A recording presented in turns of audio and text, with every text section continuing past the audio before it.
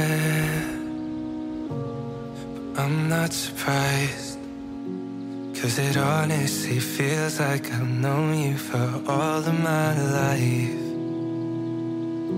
Even missing the pauses between all the laughs.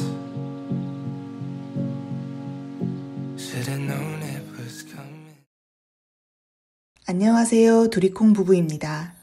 오늘은 노벨문학상 수상작 중 좋았던 작품을 소개해 보려고 합니다. 저는 매년 노벨문학상이 발표되면 꼭 그 작가의 대표 작품을 한두 편이라도 읽으려고 노력하는데요. 솔직히 말해서 너무 난해하고 어려웠던 작품도 많고 사놓고 못 읽은 책들도 많았습니다. 그래서 이번 영상에서는 비교적 쉽고 재밌으면서 이래서 노벨상 받는구나 싶은 작품들로 소개해 보겠습니다. 첫 번째로 소개할 작품은 헤르만 헤세의 시타르타입니다. 헤르만 헤세는 너무나 사랑받는 작가고 다들 인생소설로 꼽는 데미안의 저자입니다. 헤세는 1877년 독일의 선교사의 아들로 태어나 엄격한 종교와 교육 아래서 힘든 청소년기를 보냅니다. 20대 초반부터 작품 활동을 시작한 그는 1919년 인생에서 중대한 전환점을 맞습니다. 정신질환을 겪고 있던 아내와 사실상 부부관계가 파탄났으며 아버지가 사망하고 절친한 친구였던 화가 아우구스트 마크마저 자살하게 됩니다. 그해 헤세는 독일을 떠나 스위스로 이주하여 데미안, 시타르타, 유리 아래 유희 등 걸출한 작품을 쓰게 되고 1946년 노벨상을 수상합니다. 그의 작품은 단순한 서사뿐 아니라 철학적이고 상징적인 내용들을 담고 있습니다. 시타르타 역시 동양 사상인 불교와 힌두교 사상의 배경을 두고 있습니다. 시타르타는 인도를 배경으로 합니다. 시타르타는 바라문의 아들이라는 지체 높은 신분을 버리고 구도자의 길을 선택합니다. 쉽게 말해 속세의 삶을 버리고 떠돌이 승려가 되어 스스로 고행길에 오릅니다. 일명 사문이라고 불리는 그들은 띠로 치부만 가린 채 하루에 한 끼만 식사를 하고 15세 동안 금식을 하며 떠돌아다닙니다. 완전히 자아로부터 해탈하고 벗어나기 위해 자신의 신체를 극한의 자리에 올려놓는 것이지요. 하지만 그것이 자아로부터 잠깐 도망친 자리라는 것, 막걸리 한 잔 마신 상태와 크게 다르지 않은 상태에 불과하다는 사실을 깨닫습니다.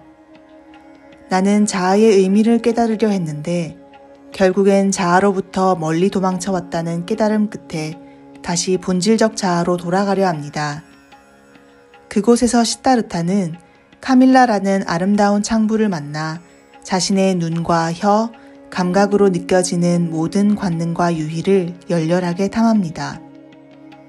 카밀라 밑에서 장사도 배워 가질 수 있는 모든 부와 활락을 다 누린 그는 또다시 자신의 삶에 구역질이 납니다. 양 끝에 두 세계를 모두 경험했지만 여전히 구도의 세계는 멀리 있습니다.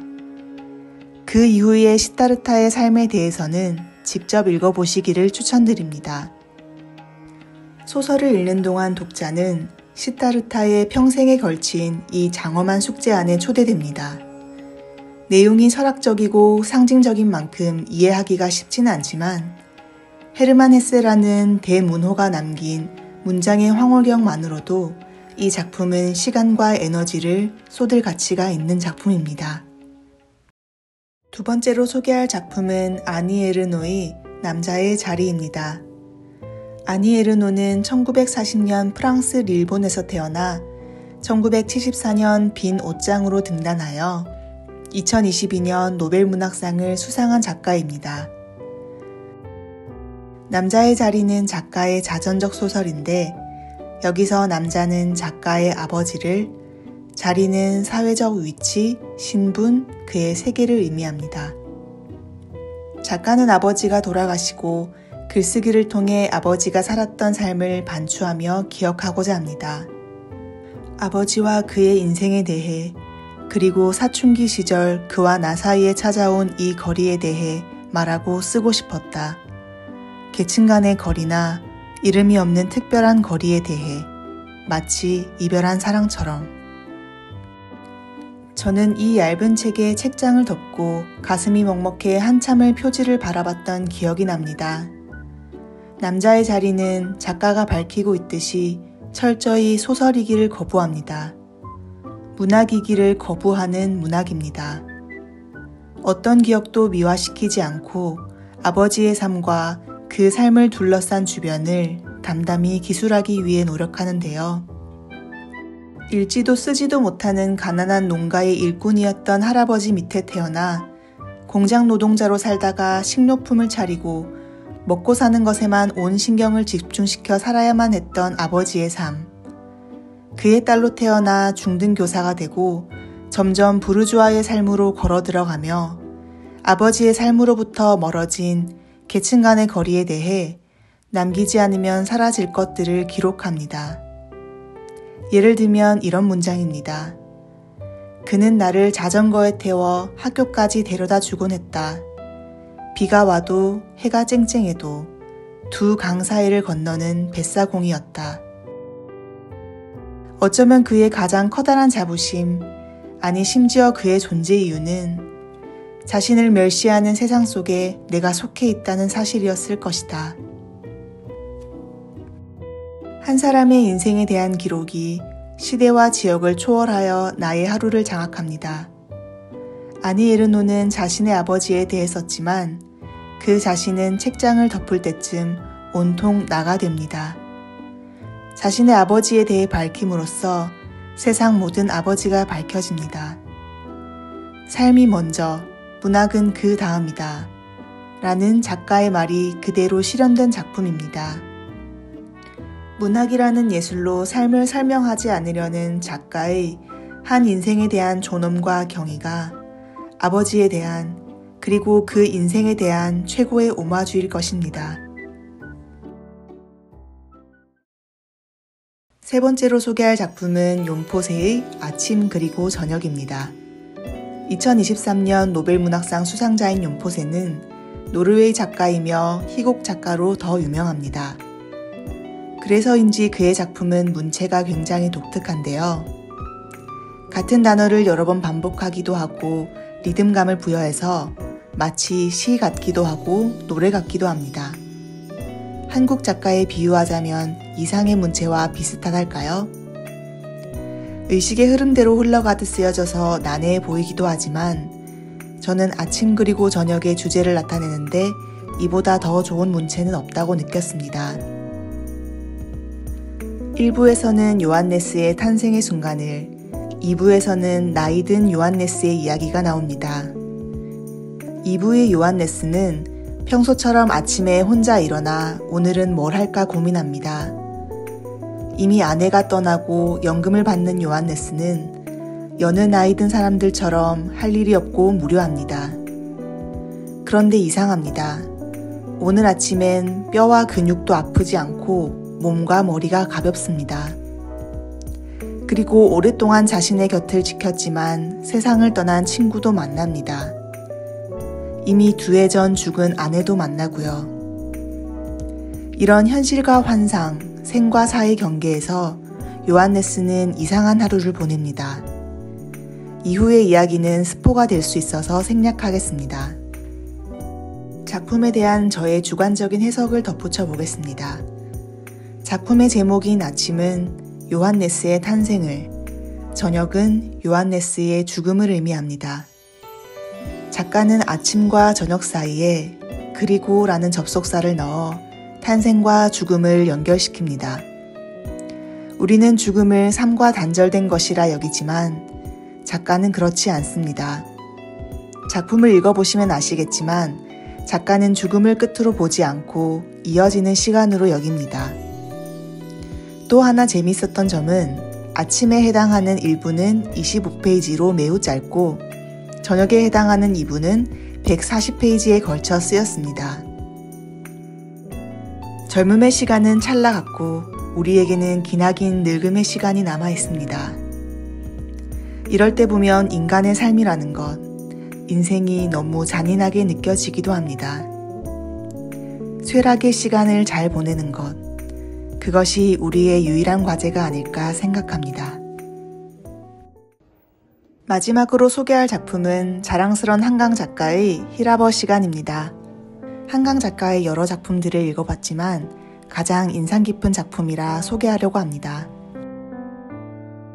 저도 처음에는 읽고 난해하다 생각해서 그냥 덮을까 하다가 이동진 평론가의 말을 듣고 꾹 참고 2번 읽었더니 작가가 남겨둔 선물을 발견할 수 있었습니다. 저는 이 소설을 잃다 또는 잃어가는 중이다로 읽었습니다. 시력을 잃어가는 남자와 언어를 잃어가는 여자, 단순한 줄거리로는 상실을 경험한 2 사람의 결합입니다. 그렇다고 서로의 연약함을 끌어안은 휴머니즘 소설이냐? 그런 뻔한 이야기는 아닙니다. 여자 주인공은 실어증을 앓고 있습니다.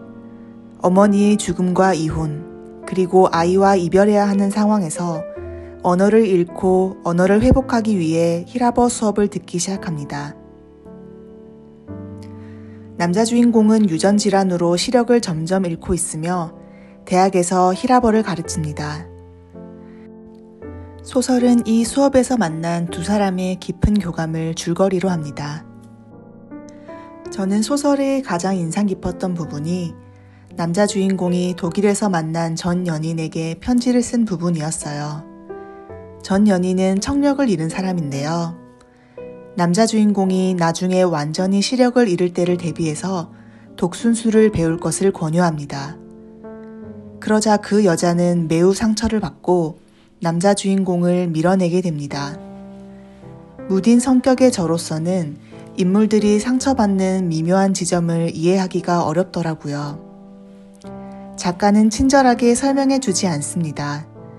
그래서 계속 곱씹게 만들고 나를 그 자리로 옮겨가게 만듭니다. 아직도 어렴풋하게 남은 그의 상처가 이해될 뿐이지만요. 저는 작가가 의도했던 바가 이런 게 아닐까 생각합니다. 우리는 타인을 이해할 수 없다. 타인의 말과 행동으로 그를 어렴풋하게 읽어내지만 언어가 가진 한계로 인해 그의 중심에 가다할 수 없다. 그래서 소설 속 여자 주인공도 언어를 잃었던 것은 아닐까. 언어에 가장 예민했던 그녀이기에 언어의 한계를 더 뼈아프게 느낄 수밖에 없지 않을까 생각해 봅니다. 저는 이 소설을 읽으며 소설 속 인물들 중 누구도 시원하게 이해되지 않더라고요. 그게 이 소설이 저에게 주는 개인적인 메시지가 아닐까 생각해요. 누구도, 심지어는 자기 자신도 언어로 이해되지 않고 이해할 수도 없음을 겸허히 받아들이는 것.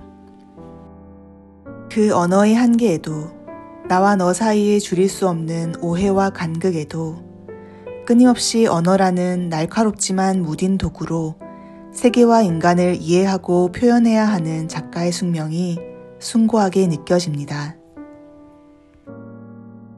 신영철 평론가는 말합니다. 인간의 깊은 곳까지 내려가서 그 어둠 속에 앉아 있어 본 작가는 대낮의 햇살에서도 영혼을 느낄 것이다. 내게 작품의 깊이란 곧 인간 이해의 깊이다. 오늘 소개한 작품들은 모두 인간을 깊이 있게 이해하고 찾아낸 작품들입니다. 여러분들께 좋은 추천이 되길 바라봅니다.